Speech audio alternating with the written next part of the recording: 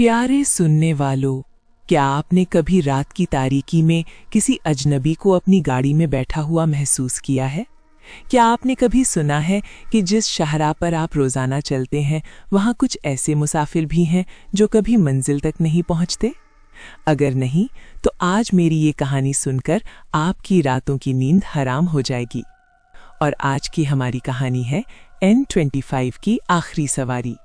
ये कहानी है असलम नामी ट्रक ड्राइवर की, जिसे उसकी एक पुरानी गलती ने कभी माफ न किया। ये कहानी है उस शाहराह की जो रातों रात लोगों को निगल जाती है। तो सुनिए, सुनाइए और याद रखिए, हर गुनाह का हिसाब जरूर आता है, चाहे वो 10 साल बाद ही क्यों ना हो। चलिए शुरू करते हैं।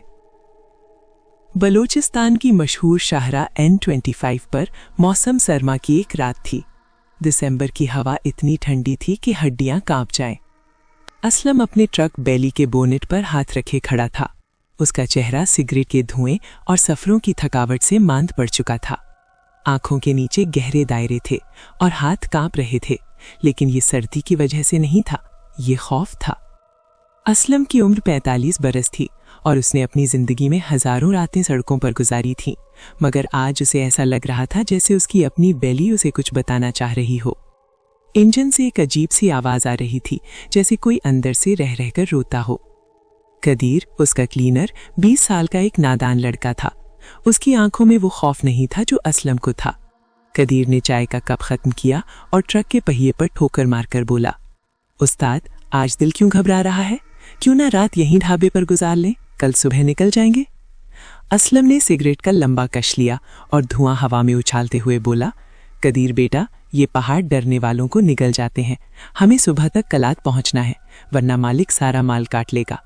कदीर ने कोई जवाब न दिया, लेकिन उसके चेहरे पर लिखा था, उस्ताद, आज कुछ ठीक नहीं है। असलम ने चाबी घुमाई। इंजन ने मामूल की दहाड़ नहीं मारी, बल्कि खड़खड़ाहट की, ऐसी आवाज जैसे कोई जंजीर में जकड़ा हो और छुटकारा चाहता हो। असलम ने फिर चाबी घुमाई। इस बार इंजन चल पड़ा, लेकिन उसकी आवाज ऐसी थी जैसे कोई सीने से दहाड़ रहा हो। ट्रक ने N25 पर कदम रखा तो हवा ने एक अजीब सी सीटी बजाई। असलम ने गियर डाले और गाड़ी आगे बढ़ी। वो नहीं जानते थे कि आज की रात N25 पर वो मुसाफिर भी सवार होगा जो कभी नहीं उतरता। सफर के पहले 2 घंटे खामोशी से गुजरे। असलम ने रेडियो ऑन किया तो सिर्फ शोर था।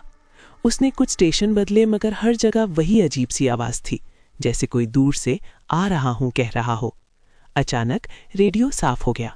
एक औरत की आवाज आई, असलम, असलम, तुम्हें कोई याद कर रहा है। कदीर की नींद खुल गई। उसने घबरा कर पूछा, उस्ताद, ये कौन है? असलम ने झंझलाकर रेडियो बंद कर दिया, मगर आवाज बंद नहीं हुई। अब वो आवाज रेडियो से नहीं, बल्कि ट्रक की छत से आ रही थी। खड़खड़ाहट तेज हो गई, जैसे कोई नाखूनों से लोहा नोच रहा हो। फिर आवाज बदली।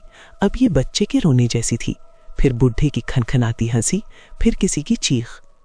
कदीर, ऊपर देख, असलम ने आवाज दी। कदीर ने हिम्मत करके खिड़की से बाहर सर निकाला।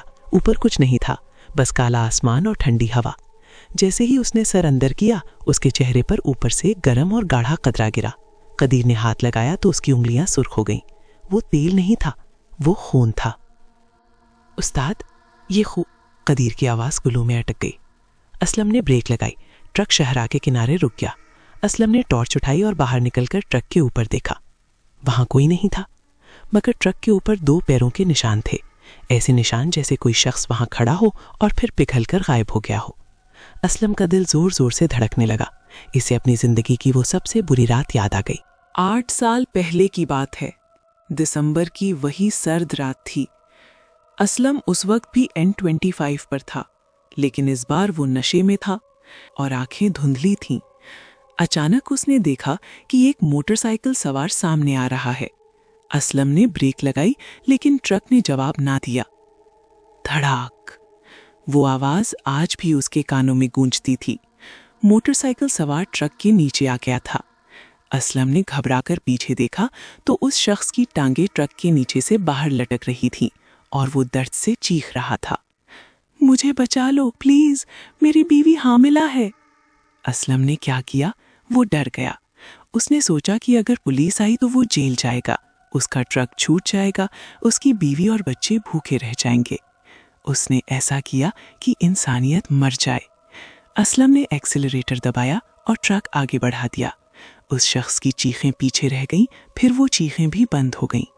सुबह को खबर आई कि N25 पर एक नौजवान की लाश मिली है। उसकी शनाख्त सईद के नाम से हुई। वो अपनी हामिला बीवी के लिए दवा लेकर जा रहा था।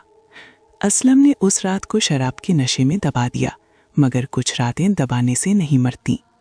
जब असलम उन यादों में खोया हुआ था, कदीर ने उसे झटका दिया। उस्ताद, कोई अंदर आ गया है। असलम ने पीछे मुड़कर देखा।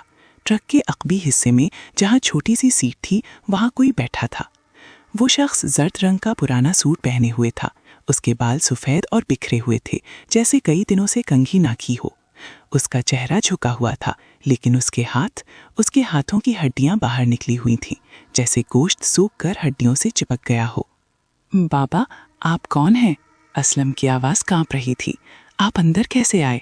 मुसाफिर ने आहिस्ता आहिस्ता अपना सर उठाया। असलम ने देखकर चीख मारी। उस शख्स के चेहरे पर आंखें नहीं थीं। जहां आंखें होनी चाहिए, वहां 2 सफ़ेद खाली गड्ढे थे, जिनसे आंसुओं की जगह खून बह रहा था। उसका मुंह खुला था, लेकिन उसमें दांतों की जगह कीले रेंग रहे थे। वो बोला तो उसकी आवाज़ ऐसी थी जैसे 10 फुट नीचे कब्र से कोई बोल रहा हो। असलम, मुझे पहचाना? असलम के पांव उखड़ गए। नहीं, मैं तुम्हें नहीं जानता। मुसाफिर ने अपनी बोसीदा उंगली उठाई और सामने के शीशे की तरफ इशारा किया। बहुत जल्द पहचान लोगे। अभी तो हमें उन सब से मिलना है जिन्हें तुमने पीछे छोड़ा। उसने कहा तो शीशे पर 10 हाथों के निशान बनने लगे, जैसे बाहर कोई खड़ा हो और अंदर आने के लिए हाथ फैला रहा हो। असलम ने ड्राइवर सीट संभाली और एक्सीलरेटर दबाया। ट्रक चल पड़ा, मगर अजीब तौर पर उसका स्टीयरिंग खुद ही मुड़ रहा था, जैसे कोई और उसे चला रहा हो। सड़क बदलने लगी। अब दोनों तरफ दरख्त नहीं थे, बल्कि इंसानी जिस्म खड़े थे। वो सब ट्रक ड्राइवर थे जो इस शाहराह पर मर चुके थे। उनके जिस्मों से नीली आग निकल रही थी और वो सब एक ही तरफ इशारा कर रहे थे, उस तरफ जहां खाई थी। कदीर की हालत बिगड़ने लगी। उसके जिस्म पर नीले निशान पड़ रहे थे, जैसे कोई नादीदा हाथ उसका गला घूंट रहा हो। उस्ताद, मैं दम घुट रहा हूँ, कदीर ने चीख कर कहा। असलम ने उसे पकड़ने के लिए हाथ बढ़ाया, लेकिन उसका हाथ कदीर के जिस्म में से गुजर गया, जैसे कदीर ही भूत बन चुका हो। मुसाफिर जर्द लिबास वाला अब करीब आ चुका था। उसकी सांसों से ऐसी बदबू आ रही थी जैसे खुली कब्र हो। उसने असलम के कान में सरगोशी की। याद है असलम, वो रात जब तुमने सईद को ट्रक के नीचे छोड़ दिया था? वो मरते वक्त तुम्हें आवाज दे रहा था। उसने कहा था, तुम्हें कोई माफ नहीं करेगा। असलम के सीने पर सांप लौट गए। मैं माफी चाहता हूं, मुसाफिर ने कहा लगाया। उसकी हंसी ऐसी थी जैसे कोई गिरती हुई इमारत हो। माफी यहां नहीं मिलती, यहां सिर्फ इंसाफ मिलता है। असलम ने हिम्मत करके पूछा, तुम कौन हो? सईद का बाप, उसका भाई? मुसाफिर ने अपना बूसीदा चेहरा मजीद करीब किया। उसकी सफेद आंखों से आंसू बहने लगे, खून के आंसू। मैं सईद हूं असलम। असलम ने इनकार किया। ये झूठ है, सईद के चेहरे पर आंखें थीं, वो मेरा कद था। मुसाफिर ने आहिस्ता से अपने चेहरे से जिल्द उतारी, जैसे कोई मास्क उतारता है। उसके नीचे से वही चेहरा निकला जो असलम ने 8 साल पहले ट्रक के नीचे देखा था। वही जवान चेहरा, वही आंखें जो मरते वक्त खुली थीं, वही होंठ जो चीख रहे थे, मेरी बीवी को बता देना कि मैं उससे मोहब्बत करता हूं। तुमने वो पैगाम नहीं पहुंचाया असलम। मेरी बीवी ने 6 महीने मेरा इंतज़ार किया, फिर खुदकुशी कर ली। मेरा बच्चा भी मर गया। 3 लाशें हैं मेरे पीछे असलम, 3। असलम के हाथ पांव ठंडे हो गए, वो घुटनों के बल गिर गया। मैं तुम्हें माफ़ी मांगता हूँ। सईद ने उसकी तरफ देखा और बोला, माफ़ी नहीं है, अब तुम्हारी बीवी और बच्चा तुम्हारे साथ आएंगे। उसने कहा तो ट्रक के सामने की खिड़की से असलम ने देखा कि उसकी बीवी और उसका बेटा सड़क पर खड़े हैं। उनके जिस्म शफ़ाफ थे और वो रो रहे थे। नहीं, असलम चीखा, इन्हें मत छेड़ो। तुमने छेड़ा था असलम। जब तुमने सईद को मारा तो तुमने 3 जिंदगियां तबाह कर दी। अब तुम्हारी बारी है। ट्रक तेज रफ्तारी से खाई की तरफ बढ़ने लगा। असलम ने ब्रेक लगाई, लेकिन ब्रेक काम नहीं कर रही थी। स्टीयरिंग भी जवाब दे चुका था। कदीर अब मुकम्मल तौर पर बेहोश था। उसके मुंह से झाग निकल रहा था और आंखें ऊपर कोठी हुई थीं। सईद ने आखिरी बार असलम को देखा। उसकी आंखों में गहरा दुख था, नफरत नहीं।